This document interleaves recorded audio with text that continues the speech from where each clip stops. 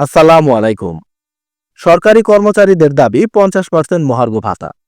এই দাবির প্রেক্ষিতে মহার্ঘ ভাতা কত পার্সেন্ট দেওয়া হবে, কবে দেওয়া হবে, মহার্ঘ ভাতা দিলে প্রণোদনা বা বিশেষ সুবিধা কি বাদ দেওয়া হবে, আর পূর্বের পে স্কেলগুলো কি শতকরা হারে ছিল?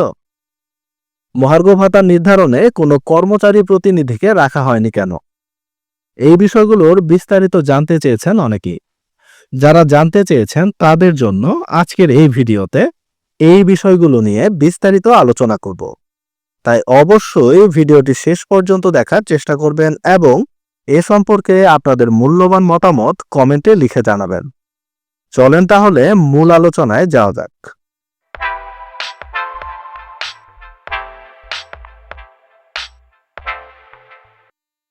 কবে দিবে মহার্ঘ ভাতা?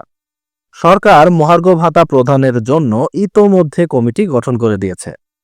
ডিসেম্বরের শেষের দিকেই কমিটির একটি মিটিং হওয়ার কথা ছিল, কিন্তু প্রশাসনিক কারণ সহ আরো অন্যান্য ব্যস্ততার কারণে সেই মিটিংটি হয়নি। মিটিংটি কবে হবে সেটিরও কোনো তারিখ কমিটি এখনো ঘোষণা করেনি। তবে এই মাসের মধ্যে একটি মিটিং হবে সেটি পূর্বে ঘোষণা করা হয়েছিল। সরকারি চাকরিজীবীরা বহুল আকাঙ্ক্ষিত মহার্ঘ ভাতা দ্রুতই পেয়ে যাবেন।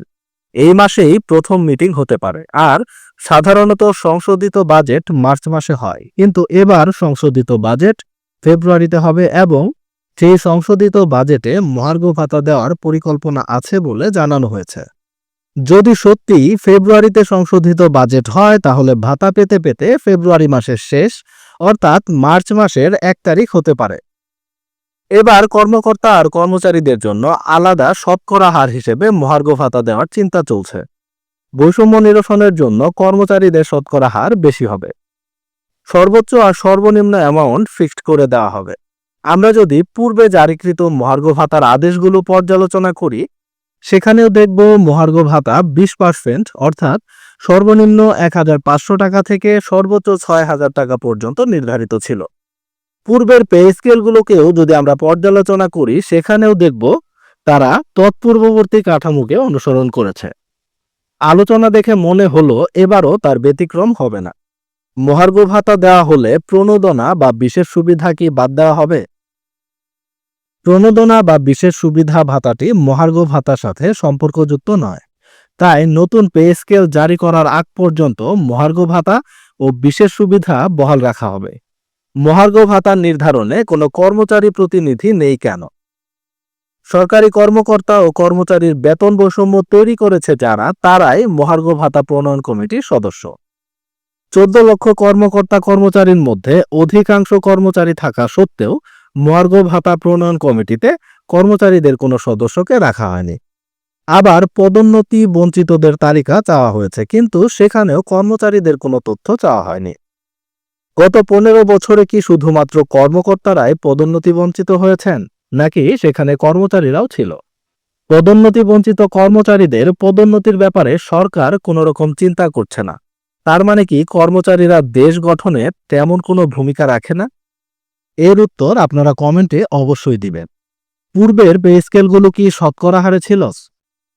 হ্যাঁ, জাতীয় বেতন স্কেলের আওতাভুক্ত সরকারি, আধা সরকারি, স্বায়ত্তশাসিত সংস্থা, রাষ্ট্রায়ত্ত ব্যাংক ও অর্থলগ্নি প্রতিষ্ঠানসমূহের সকল কর্মকর্তা কর্মচারী এবং সামরিক বাহিনীর সকল সদস্যদের অন্তর্বর্তীকালীন ব্যবস্থা হিসেবে পূর্বেও মূল বেতনের 20% হারে মাসিক সর্বনিম্ন 1500 টাকা এবং সর্বোচ্চ 6000 টাকা মহার্ঘ ভাতা প্রদানের সিদ্ধান্ত গ্রহণ করা হয়েছিল।